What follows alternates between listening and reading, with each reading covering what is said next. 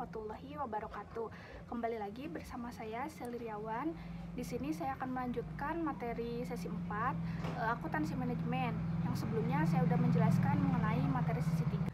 Oke, yaitu materi yang sesi 4 mengenai perhitungan biaya berdasarkan aktivitas sebagai alat bantu pembuatan keputusan. Nah, menurut Hong Ren 2005, ABC atau Activity Based Costing merupakan metode perhitungan biaya yang didasarkan pada aktivitas perusahaan. Nah, ABC Activity Based Costing merupakan salah satu metode untuk menentukan biaya produksi. Prosedur penerapan ABC atau Activity Based Costing menurut Kurniati 2005 ada 5 poin. Yang pertama yaitu mengidentifikasi aktivitas, yang kedua dibebankan biaya ke aktivitas, yang ketiga yaitu aktivitas terkait dikelompokkan untuk membuat kelompok yang serupa. Nah, yang keempat yaitu biaya aktivitas gabungan ditambahkan untuk menentukan golongan biaya yang sama. Nah, yang kelima yaitu tarif overhead gabungan. Manfaat sistem ABC atau Activity Based Costing ada 3. Yang pertama yaitu biaya dan harga pokok yang lebih tepat. Yang kedua memudahkan pengambilan keputusan bagi pihak perusahaan. Yang ketiga yaitu sangat mudah untuk menentukan biaya yang tidak sama. Nah, mekanisme biaya berdasarkan aktivitas. Menurut Garrison, terdapat beberapa tahapan dalam menerapkan biaya berdasarkan aktivitas, yaitu menerapkan biaya overhead pada full biaya aktivitas. Dalam tahapan ini, terdapat beberapa langkah antara lain sebagai berikut. Yang pertama yaitu mengidentifikasikan dan mendefinisikan aktivitas. Nah, yang kedua yaitu membebankan biaya full biaya aktivitas. Nah, yang ketiga yaitu menghitung tarif aktivitas.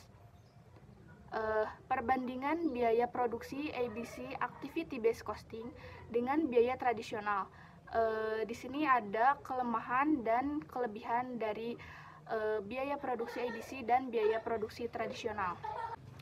Biaya produk ABC atau Activity Based Costing menurut Charles T. Horgan 2008, penempatan biaya berdasarkan aktivitas adalah perhitungan biaya untuk setiap aktivitas yang kemudian diterapkan pada objek biaya seperti barang dan jasa dan aktivitas yang diperlukan untuk membuat barang dan jasa ini diubah sesuai dengan itu. Biaya produksi tradisional menurut Rahmaulan dan Yuni 2018, karena biaya produksi tradisional umumnya terkait dengan unit konsumsi, overhead, dan volume proses produksi.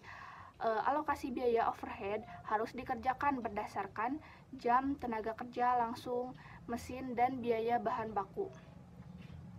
Nah, di sini ada kelebihan dan kekurangan dari ABC atau Activity Based Costing. Untuk kelebihannya, yang pertama yaitu biaya produk tampak nyata. Yang kedua yaitu biaya produk dapat ditelusuri kembali ke biaya overhead. Nah, yang ketiga yaitu ABC atau Activity Based Costing mendorong penghematan biaya dan mengetahui aktivitas yang tidak memberikan penambahan nilai pada produk. Nah, untuk kekurangannya, yang pertama, dalam memperoleh data yang diinginkan cukup susah. Yang kedua, membutuhkan waktu yang lama dalam melaksanakan penerapan metode ABC atau Activity Based Costing. Nah, yang ketiga yaitu biaya produksi sistem ABC atau Activity Based Costing membuat manajer terus menerapkan perubahan terkait biaya. Kelebihan dan kekurangan biaya produk tradisional. Untuk kelebihannya, yang pertama, biaya produk tradisional mudah diaplikasikan karena biayanya yang lebih sederhana dibandingkan produk ABC. Nah, yang kedua yaitu biaya ini memberikan laporan manajemen dengan memperlihatkan biaya yang telah digunakan. Yang ketiga yaitu biaya produk ini digunakan sesuai dengan prinsip akuntansi pada umumnya. Produk tradisional juga memiliki 3 kekurangan. Yang pertama, terdapat penekanan terhadap kinerja jangka pendek. Yang kedua, teknologi yang digunakan tidak mengikuti perkembangan zaman. Yang ketiga, biaya produk tradisional terlalu minim dalam memfokuskan pentingnya daur hidup produk. Target proses perbaikan. Tujuan manajemen berbasis aktivitas adalah untuk terus meningkatkan nilai pelanggan sambil mengurangi pemborosan waktu, proses, dan produk cacat. Menurut Hitton 1999, terdapat beberapa langkah dalam manajemen berbasis aktivitas. Yang pertama, mengidentifikasi aktivitas tidak bernilai tambah. Yang kedua, mengetahui aktivitas penghubung, akar permasalahan, dan pemicu. Yang ketiga, lakukan evaluasi kinerja. Dan yang keempat, pelaporan biaya tidak memiliki nilai tambah. Perhitungan biaya berdasarkan aktivitas dan laporan eksternal.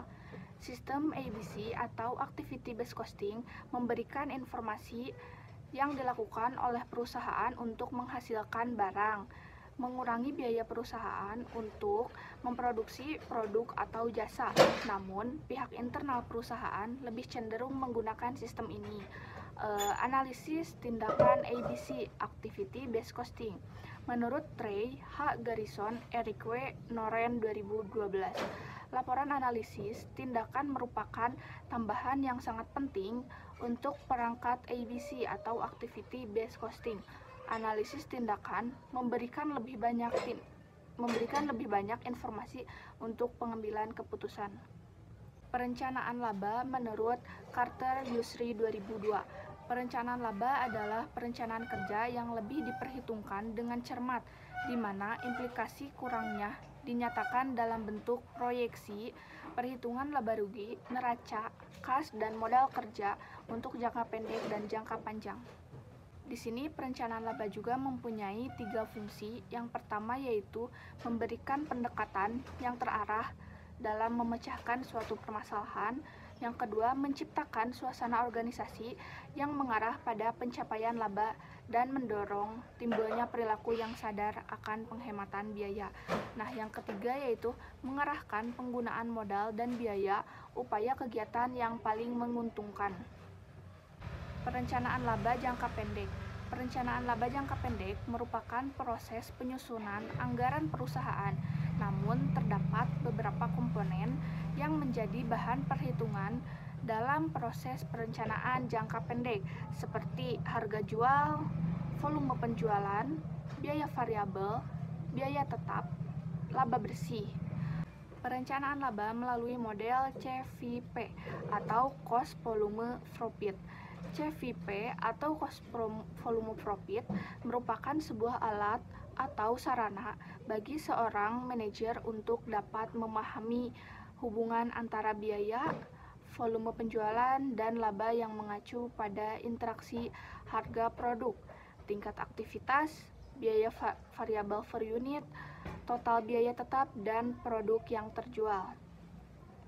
Oke, mungkin cukup sekian yang bisa saya jelaskan mengenai materi sesi keempat.